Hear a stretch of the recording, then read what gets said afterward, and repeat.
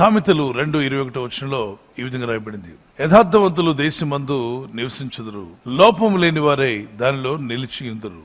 భూమి మీద ఉన్న ప్రతి మనిషిలో ఏదో ఒక లోపం అనేది ఉంటుంది. లోపాలు చూసుకొని కృంగిపోవద్దు. నీలో ఏదో ఒక లోపం నిన్ను కృంగదీస్తూ ఉంటుంది.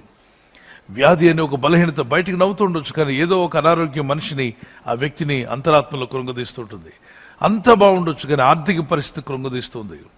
అప్పులు కట్టలేక, కుటుంబాన్ని ముందు నడుపుకోలేక ఏదో ఒక లోపం మనిషిని వెనక్కి లాగేస్తుంది. మీ జీవితంలో కూడా ఏదో ఒక లోపం మిమ్మల్ని వెనక్కి లాగేస్తుందా?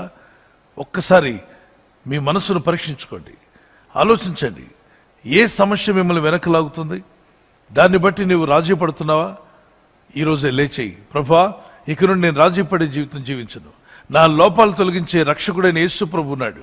లోపాలను సవరించేయి, మన బ్రతుకులను బాగు చేసి ఆయన లోపము లేని వారుగా నిలబెట్టుకుంటాడు. కారణం ఆయన లోపము లేనివాడు గనుక. ఆయన పరిశుద్ధుడు, పవిత్రుడు, ఆయనకు అసాధ్యమైందంటూ ఏదీ లేదు. ఈ వాగ్దానం మన పట్ల నెరవేరునుగాక. దేవుని పద్ధతి విషయమైందే గాని మరి ఏ విషయమందైనను దానియేలులో లోపము కనుగొనలేకపోయేది. శత్రువులు వెతికారు దానియేలులో లోపం కనుక్కుందామని, కానీ ఎంత ప్రయత్నించినా వారికి లోపం కనబడలా. దానియేలులో లోపాన్ని వారు కనిపెట్టలేకపోయారు. ఇక్కడ లోపాలతో ఒక స్త్రీ కనిపిస్తుంది. యోహాను సువార్త 4:16-30 వరకు. ఆమె జీవితంలో చాలా లోపాలు ఉన్నాయి. ఆమె లోపాలతోనే వచ్చింది ప్రభు దగ్గరికి. ప్రభు అడిగాడమ్మా, ఈ నిత్య జీవపు జలాలు మీకు కావాలా? నేనిచ్చే జలం తాగువాడు, నీరు తాగువాడు ఎన్నడూ దప్పికొనడంటే ఆమె అంటుంది, అలాగైతే ఆ నీళ్లు నాకు ఇస్తే నేను రోజు ఇక్కడికి వచ్చి ఈ బావి దగ్గర నీళ్లు మోసుకుని వెళ్లకుండా ఉంటాను కదా, ఎప్పుడు ఇక దాహం ఇదా, అయితే ఆ నీరు నాకు ఇవ్వండి అని అంటే ప్రభు అంటే ఇస్తాను. మొదటి మీ భర్తను తీసుకుని రండి, నువ్వు నీ భర్త ఇద్దరు కలిసిరా అని చెప్పంటే, నాకు ఇంకా పెళ్లి కాలేదే అని చెప్పింది. నిజమే, నువ్వు చెప్పింది, నీకు ఇంకా వివాహం కాలేదు, కానీ నీకు ఇప్పుడు 5 భర్తలు ఉన్నారు. 6వ వ్యక్తి కూడా నీ భర్త కాడు. చెప్పగానే గుండె పగిలి యేసుప్రభు వారి ముందు ఆ కొండ ఇసిరేసి మోకరేలింది. నువ్వు మామూలు మనిషివి కావు, నువ్వు ప్రవక్తవు కావు, నువ్వు దేవుడివే, మానవ రూపంలో వచ్చిన మెస్సయావు. ఎందుకంటే మానవ జీవితంలో ఉన్న రహస్యాలు నువ్వు చెప్పగలిగావు. నా జీవితంలో హిస్టరీ నువ్వు చెప్పేశావు. నా జీవితంలో ఏమేమి జరిగాయో, ఎటువంటి లోపాలు ఉన్నాయో, 6 విధాలైన లోపాలు ఉన్నాయి. అందులో 6 అనేది మనిషి సంఖ్య. 6 విధాలైన లోపాలు కలిగిన ఈ స్త్రీని దేవుడు బాగు చేశాడు. తన తప్పిదాలు ఒప్పుకుంది. ఆ బావి దగ్గరే ఆమెకు మారు మనసు వచ్చింది. ఎక్కడ లేని రక్షణ ఆనందం పొందిందేమో. సంతోషంగా తలెత్తుకొని, ప్రభువా ఈ ఆనందం లేక నా గ్రామస్తులందరూ కూడా ఇలాంటి లోపాలతోనే సస్తున్నారు. నా గ్రామంలో చాలా మంది ఉన్నారు, స్త్రీ పురుషులు, ఎన్ని లోపాలే. ప్రతి ఇంట్లో ఏదో ఒక లోపం ఉంది. ఆర్థిక పరమైన లోపం, మరి ఇంట్లో ఏదో ఒక లోపం కలిగిన పిల్లలు, కుటుంబంలో సమాధానం లేకపోవడం, భార్య భర్తల మధ్యలో ఐక్యత సఖ్యత లేకపోవడం, రకరకాలైన లోపాలు కలిగిన గ్రామం నా గ్రామం. నేను గ్రామంలోకి వెళ్ళి చెప్తాను, ఒక్క నిమిషం మీరు ఇక్కడే ఉండండి అని పరిగెత్తుకుంటూ ఊర్లోకి వెళ్ళి ప్రతి ఇంటి ద్వారాన్ని తట్టి, రండి నా లోపాలు తొలగించిన ప్రభుని నేను మీకు పరిచయం చేస్తాను.